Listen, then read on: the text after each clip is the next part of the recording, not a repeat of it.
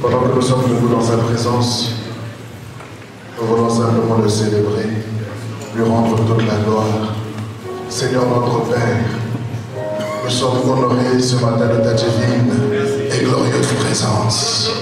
Seigneur, là où tu es, là est la liberté.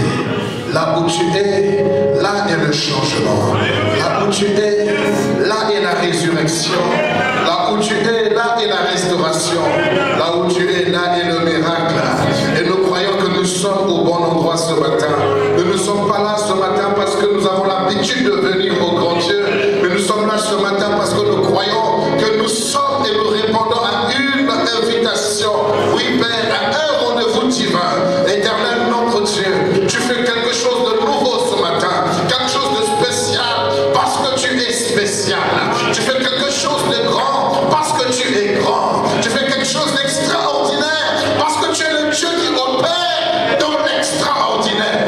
Nous te rendons toute la gloire parce que l'atmosphère est dégagée. La gloire se répand dans ces lieux. Ton règne de gloire, ton règne de justice, ton règne de restauration, ton règne de résurrection, ton règne de miracle. Seigneur, se répand et se manifeste dans ces lieux pour la seule et unique gloire de ton nom. Le nom puissant et glorieux de Jésus-Christ que nous avons ainsi prié. Amen. Amen.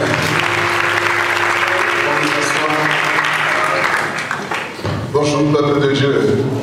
Oh, je dis bonjour peuple de Dieu. Que le Seigneur vous bénisse. Je voudrais ici rendre grâce à Dieu, lui qui est le maître de temps et des circonstances, qui permet à mon épouse et moi de fouler le sol sénégalais pour la toute première fois de notre vie depuis le temps d'Adam et Ève. C'est notre première fois d'arriver ici à Dakar.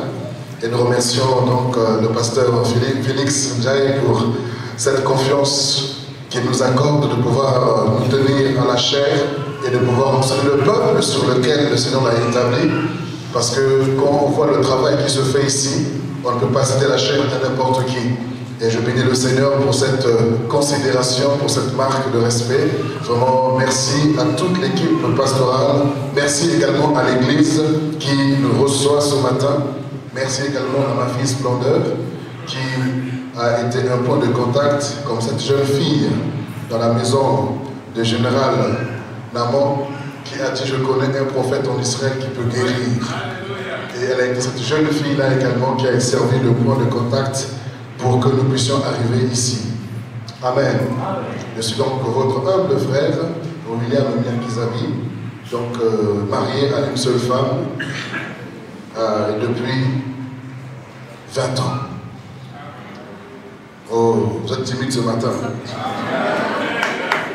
Je suis originaire du Congo-Brazzaville, la nation que j'ai quittée en 84. J'avais à peine 9 ans, où j'ai rejoint donc mon père pour mes études, depuis l'école primaire jusqu'à l'université. Et c'est là où également j'ai rencontré le Seigneur en 92. On m'a parlé du Seigneur Jésus-Christ. Et en 95, vraiment j'ai affermi mes pas dans le Seigneur, parce qu'il y a la jeunesse là-bas, il y a beaucoup de choses, mais Dieu m'a fait grâce. Qu'au début c'était pas facile, mais en 95, réellement le Seigneur m'a affermi. Et en 97, Dieu m'a donné cette charmante épouse qui est mon épouse. On s'est mariés alors que j'avais 23 ans, elle n'en avait que 20. Elle avait 20 ans. Et on a fait 1 an et demi de fiançailles, sans se toucher, sans se connaître. Et ensuite, on a célébré le mariage et nous voici à 20 ans. Et nous avons voulu aller à Lomé à la base pour célébrer nos 20 ans, pour rendre grâce à Dieu, rester ensemble pendant une semaine. Mais Dieu a changé notre orientation, il nous a orientés vers Dakar. Et c'est pourquoi nous sommes là. Et nous voulons bénir le Seigneur pour cela et lui rendre toute la gloire. Amen. Voilà. Donc, mon épouse, tout à l'heure, comme elle s'embrouille un peu par rapport au mot et au CFA, bon, moi, par la grâce de Dieu, je suis un peu habitué parce que je vais régulièrement en Côte d'Ivoire ou au Togo, ou également donc, à Cotonou, Congo-Brazzaville, au Kinshasa. Et par la grâce de Dieu, donc je maîtrise un peu le franc CFA. Elle va de temps en temps et elle a du mal à maîtriser. Donc le CD normalement est à 10 € en France, mais en Afrique on le fait à 3500 francs CFA pour que chacun puisse avoir l'opportunité de pouvoir l'acheter. Amen. Oh, j'ai l'impression que nous sommes cimetière ce matin. Non, dites-moi si on est au cimetière que je peux changer de tenue moi aussi. Que je change ma coiffe. Mais comment tu peux être bien habillé comme ça et puis venir comme si tu étais triste? Non, je comprends, c'est la première fois et puis tu es en train de m'observer, je sais, je comprends. Non, je comprends, tu as raison. Mais je crois qu'à la fin du culte, tu vas m'aimer. Alors je dis, je crois qu'à la fin, tu vas nous aimer, mon épouse et moi. Parce que moi, même si vous ne m'avez pas aimé avant, moi je vous ai aimé avant. Sans vous connaître, je vous aime. Amen. Alors je vais en 20 minutes, 30 ou 25 minutes, vous apporter la pensée du Seigneur pour vous ce matin. Amen. Amen. Nous allons dans Michée chapitre 7.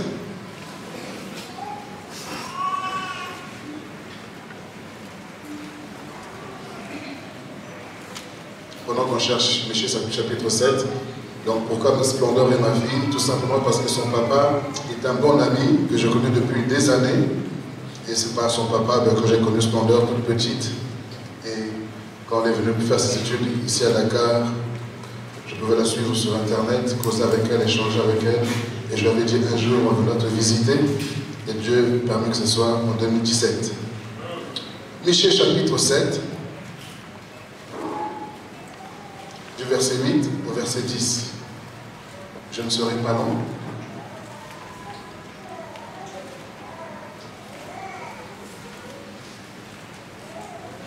Si nous pouvons nous lever pour faire la lecture de ce passage, on signe respect pour la parole de Dieu qui est le Seigneur Jésus-Christ lui-même.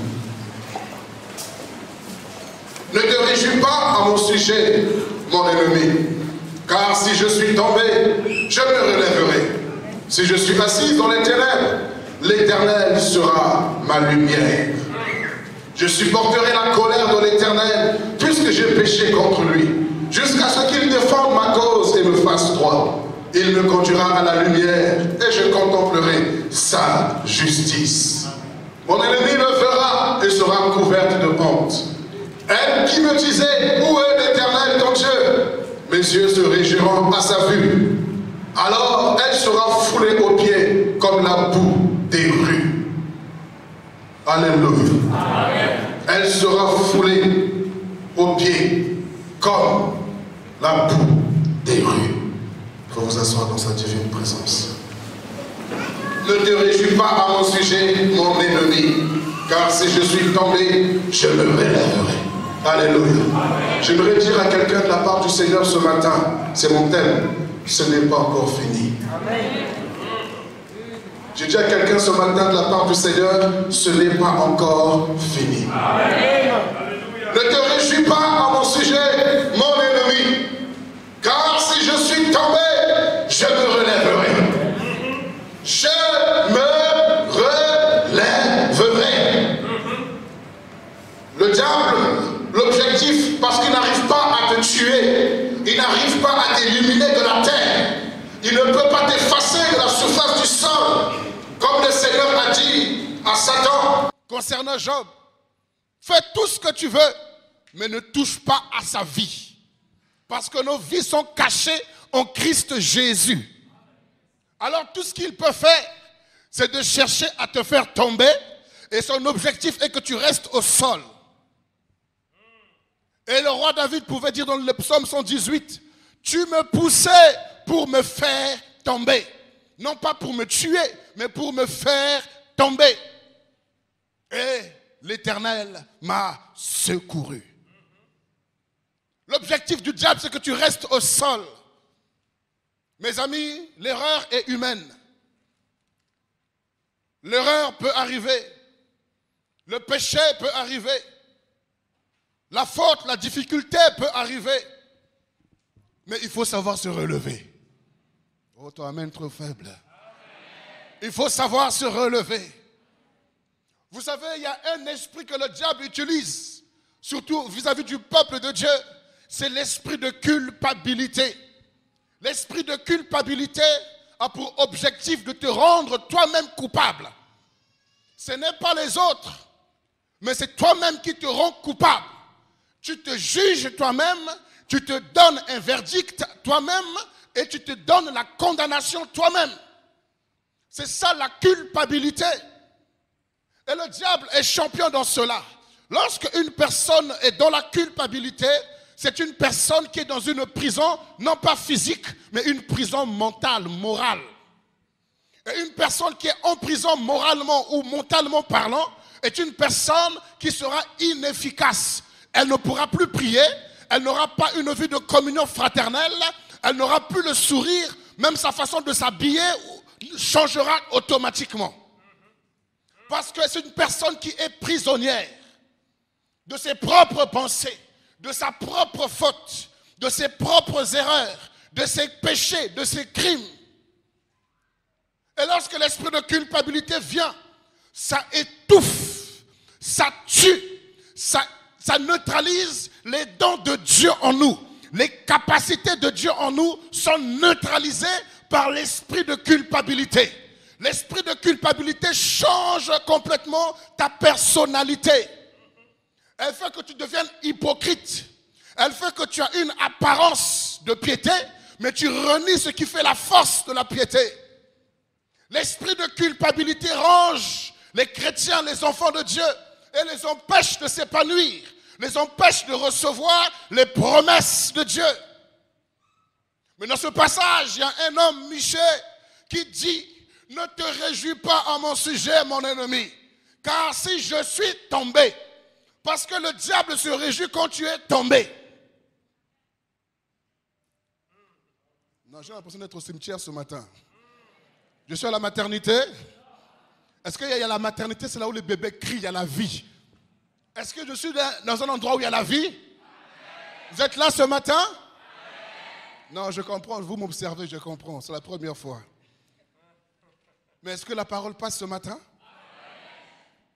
Ne te réjouis pas en mon sujet, mon ennemi, car si je suis tombé, donc ton ennemi, le diable, est heureux quand tu es tombé. Il est heureux quand tu es à terre. Mais il dit, si je suis tombé, je me relèverai. Car si je suis tombé, je me relèverai. Si je suis tombé, je me relèverai. Et si je suis assise dans les ténèbres, l'Éternel sera ma lumière. L'Éternel sera ma lumière. L'Éternel sera ma lumière. Je suis assise dans la culpabilité. Ce n'est pas l'alcool qui sera ma lumière. Je suis assis dans la culpabilité. Ce n'est pas la cigarette qui sera ma lumière. Je suis assis dans la culpabilité. Ce n'est pas les boîtes de nuit qui seront ma lumière. Mais l'Éternel sera ma lumière. Même au plus bas, Jésus-Christ est Seigneur. Même dans le tombeau, Jésus-Christ est Seigneur. Alors, il est ma lumière. Ce n'est pas l'alcool qui sera ma lumière. Ce n'est pas les marabouts qui seront ma lumière. Mais c'est l'Éternel. C'est Jésus-Christ qui sera ma lumière. Il m'éclairera. Même si la nuit dure longtemps, mais le matin finira par se lever. C'est pourquoi on l'appelle l'étoile du matin, l'étoile de justice. Il finira par se lever. Et s'il se lève, la Bible dit, lorsque le Fils de l'homme sera élevé, il attirera tout homme à lui. Si j'élève Jésus, ma vie sera élevée à la même dimension, à la même hauteur que Christ Jésus. Si je suis tombé, je me relèverai. Tu sais pourquoi tu te relèveras? Parce que tu es un homme de destinée. Tu es une femme de destinée. La Bible dit de toi, je connais les projets que j'ai formés sur vous. Des projets de paix et non de malheur, afin de vous donner un avenir. L'avenir est un don. L'avenir, ce n'est pas le fait d'avoir bac plus 50. L'avenir, ce n'est pas le fait de connaître toutes les grandes facultés du monde entier. L'avenir est un don de Dieu, afin de vous donner un avenir. Et quand Dieu donne, ses dons ou son appel sont irrévocables. S'il m'a donné un avenir, même si je tombe, il me relève. Non pas parce que je veux tomber, non pas parce que je cherche à tomber, mais le diable fait tout pour me faire tomber. Et si par malheur il arrivait, je me relèverai. parce qu'il m'a donné un avenir. La Bible me dit de l'Éternel, Dieu a tout fait pour un but. Il a tout fait pour un but. Il m'a fait pour un but. Et quand il commence une chose, il achève. À l'opposé du verbe faire, il y a le verbe défaire. Lorsque Dieu fait, le diable vient pour défaire. Dieu appelle à l'existence ce qui n'existe pas. Et le diable vient pour faire disparaître ce qui existe. Il vient pour dérober, égorger et détruire. Dieu fait, le diable défait. Dieu fait, le diable défait. Et quand tu es complètement défait ou dans la défaite, il se réjouit à ton sujet. Il est heureux. Mes amis, la plupart des verbes qui commencent par D n'apportent jamais la vie dans la vie de l'homme. Découragé, désorienté, déstabilisé, déséquilibré, découragé, démotivé, détruit, désemparé. Tous ces verbes D, désespéré. On a l'impression que le D là c'est le diminutif de démon qu'on colle à tous les verbes.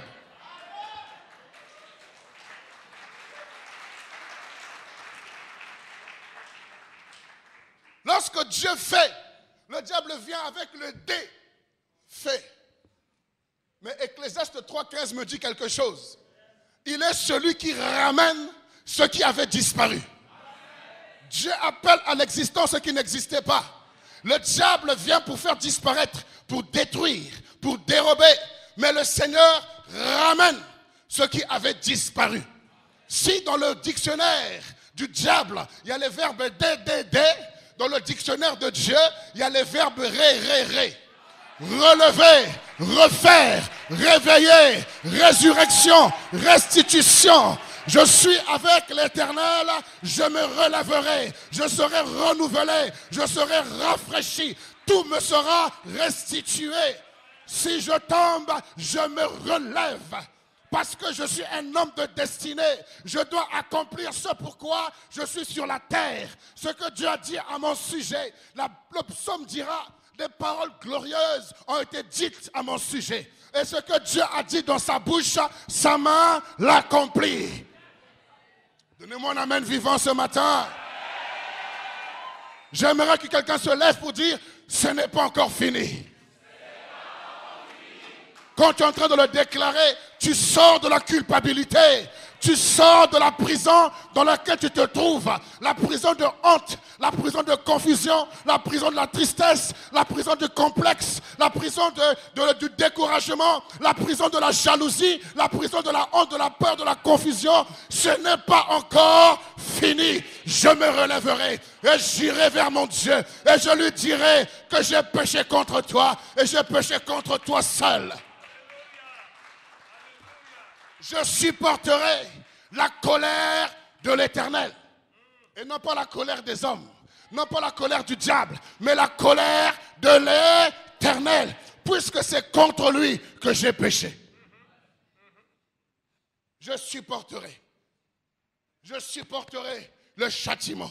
J'accepterai la sentence, parce que sa colère ne dure qu'un temps. Mais sa bonté, sa compassion dure à toujours. Ce n'est pas encore fini. Ce n'est pas encore fini. J'atteindrai ma destinée. J'achèverai ma course. Personne d'autre n'achèvera ma course. Celui qui est à côté de moi, il a son couloir. Celui qui est à ma gauche a son couloir. J'ai mon couloir moi aussi. J'ai mon histoire moi aussi. J'ai mon avenir moi aussi. J'ai ma destinée moi aussi. J'ai mon sommètre à finir. Même si je cours contre Usain Bolt, son histoire c'est son histoire. Même si j'arrive après, mais j'achèverai ma course. Ce n'est pas encore fini. Relève-toi, vaillant héros. Relève-toi, vaillante héroïne. Ne te laisse pas taire. À terre, c'est la poussière. La poussière a été donnée comme nourriture aux serpents. Ne reste pas au sol. Relève-toi, secoue la poussière, relève la tête.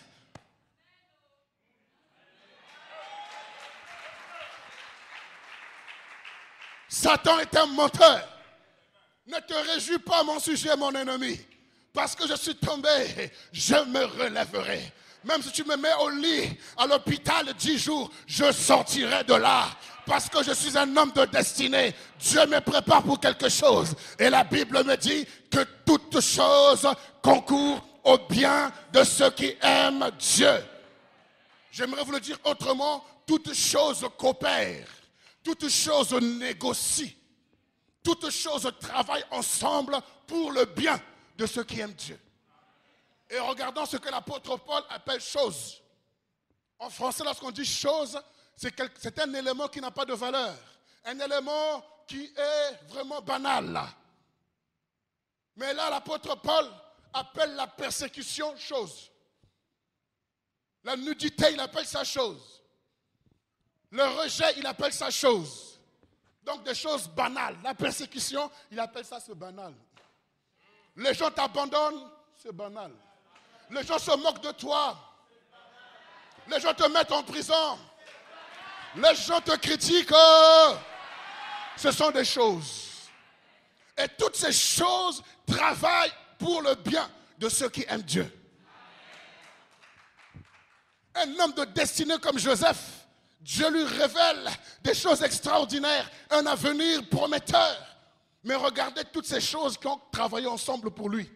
Ses frères l'ont tabassé. Toutes choses concourent au bien de ceux qui aiment Dieu. On le met dans un puits. Toutes choses concourent au bien de ceux qui aiment Dieu. On le vend comme esclave. Toutes choses coopèrent, négocient, travaillent ensemble pour le bien de celui qui aime Dieu. On l'accuse à tort et on le jette en prison. Toutes choses sont en train de travailler ensemble dans un objectif d'amener Joseph sur le trône. Ceux qui te critiquent travaillent ensemble. Ceux qui ne croient pas en toi travaillent ensemble. Dans l'objectif que tu arrives sur ton trône. Ce n'est pas encore fini. Ah, je dis ce n'est pas encore fini. Ce n'est pas encore fini. David, après avoir commis le péché de l'adultère avec Bathsheba, l'esprit de culpabilité était sur lui. Pendant des psaumes, il s'est repenti. Le psaume 51, il se repent sincèrement. Mais l'esprit de culpabilité le poursuivait. Et j'aime le psaume 118. Il dit, non, ça suffit. Non, je ne mourrai pas, mais je vivrai. Et je raconterai les œuvres de l'Éternel. Ce n'est pas encore fini. Je me relèverai et j'achèverai ma course. J'accomplirai ce pourquoi Dieu m'a amené sur la terre. Je ne quitterai pas la terre sans avoir accompli avec succès ce pourquoi j'ai été envoyé. Quels que soient les vents ou les tempêtes, quelles que soient les critiques, les condamnations, j'achèverai ma course. Quelle que soit la prison. La Bible me dit, quand Christ est ressuscité, il s'est révélé à Jean sur l'île de Patmos. Il lui a montré, il a dit, voici j'ai les clés de la mort et les clés du séjour des morts. En d'autres termes, les prisons du diable ont été déverrouillées. Il n'y a plus aucune prison qui soit fermée à clé. S'il me met dans la prison de culpabilité, j'en sors. Parce que la porte est ouverte. S'il me met dans la prison de la honte, j'en sors. Parce que la porte elle est ouverte. C'est Christ qui tient les clés du séjour des morts. Il a ouvert les portes, il a laissé sortir. Sortez, sortez. Vous qui êtes dans la culpabilité, sortez. Vous qui êtes dans la confusion, sortez. Vous qui êtes dans la honte, sortez. Vous qui avez peur, sortez. Il a ouvert les portes des prisons.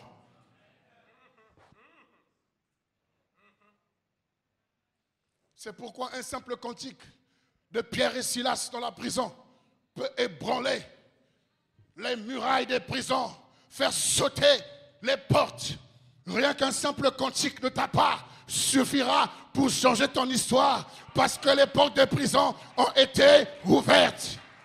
Je ne mourrai pas, je vivrai, je raconterai les œuvres de l'Éternel. Comme il tombe à mes côtés, 10 000 à ma droite, je ne serai pas atteint parce que j'ai mon avenir avec le Seigneur. Je ne resterai pas à terre, je ne resterai pas en prison, je ne resterai pas dans la confusion. Je sais que c'est pour un temps, mais je supporterai, je patienterai, j'attendrai en silence le secours de l'Éternel. J'attendrai en silence la délivrance de l'Éternel. L'Éternel m'a châtié, mais il ne m'a pas livré à la mort. L'Éternel m'a frappé, mais il ne m'a pas livré à mes ennemis. Mon ennemi le verra. Mon ennemi le verra. Il verra la délivrance que l'Éternel m'accordera. J'aimerais te dire ce matin que ce n'est pas encore fini. Ce n'est pas fini. Il est le Dieu qui intervient avant que la chose n'arrive. Il est le Dieu qui intervient avant que la fille de Jairus ne meure. Il est le Dieu qui est intervenu. Il a ramené à la vie. Pendant qu'on amène un mort en terre pour l'enterrer, il est celui qui intervient pendant la situation. Il est le Dieu qui intervient, même si on t'a déjà enterré et que l'on dise que tu es déjà pourri. Il intervient. Ce n'est pas encore fini. À quel niveau est ta situation? Est-ce au niveau du lit, la fille de Jairus, tu es en train d'agoniser? Est-ce au niveau où on t'amène déjà en terre, le fils de la veuve de Naïn, où tu es déjà au temps de Lazare, tu es déjà décomposé, il n'y a plus rien à faire apparemment. Je suis, dira Christ Jésus, la résurrection et la vie. Celui qui croit en moi, quand bien même sera mort, il le vivra. C'est pourquoi je peux dire avec assurance comme David, je ne mourrai pas, mais je vivrai. Et ma vie, mes erreurs, mes fautes, mes crimes, mes péchés passés, le Seigneur va les transformer en témoignages, va les transformer en histoire pour relever ceux qui sont dans la même situation que moi, pour restaurer ceux qui sont accablés. Il y a des gens qui ne sont pas en 2017 avec nous. Il y a des gens qui sont encore en 1900. Pape Diouf. En 1900, Senghor. Votre vie s'est arrêtée des années passées. Parce que vous avez vécu une situation qui vous a choqué, qui vous a traumatisé, qui vous a bouleversé. Et depuis, votre vie s'est arrêtée là. Les années passent, mais vous êtes encore en 1900 Senghor.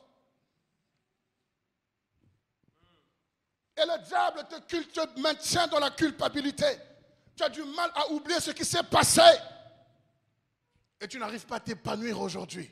Malgré la prière de délivrance, imposition des mains, prophétie, imposition des pieds, imposition de la Bible. On a jeté le mouchoir sur toi, les vestes, les chaussures, les chaussettes. On a tout jeté sur toi. Rien n'avance, tout simplement parce que tu refuses de sortir de ta prison que tu as vécue à autant de 1900 Senghor. Mais ce matin, tu peux décider, ce n'est pas encore fini. Je sors de ma prison. Je sors de la culpabilité. Je sors de ma situation pour vivre les promesses de Dieu. Ce n'est pas encore fini. Tu le dis avec tristesse comme ça. Ce n'est pas encore fini. Non, tu sais, quand tu dis, ce n'est pas moi que tu dois convaincre. Tu dois convaincre ton âme. Tu dois convaincre ta propre vie que non, mon histoire n'est pas finie. Mon histoire n'est pas finie. La grammaire française, la ponctuation française nous apprend qu'une phrase commence par une majuscule et se termine par un point. Si j'ai commis une erreur, ce n'est pas un point, c'est une virgule. Et lorsqu'il y a une virgule, la phrase continue jusqu'à ce qu'il y ait le point. Il est l'alpha de ma vie. Il est la majuscule de ma vie. Il est l'oméga, le point final de ma vie. Tout ce que les autres font, ce sont des sifflets, mais qui sont hors du terrain. Le seul qui a le sifflet de ma vie, c'est Christ Jésus. Il est sur le terrain. Il est sur le terrain. Les moqueries, ce sont des sifflets extérieurs. Les critiques, ce sont des sifflets extérieurs. Mais celui qui a commencé avec moi une histoire, la mènera jusqu'à la perfection. Parce que tout ce qu'il fait est parfait. Oh, because of the time, I have to stop now. Heureux ceux qui prêchent court, car ils seront réinvités.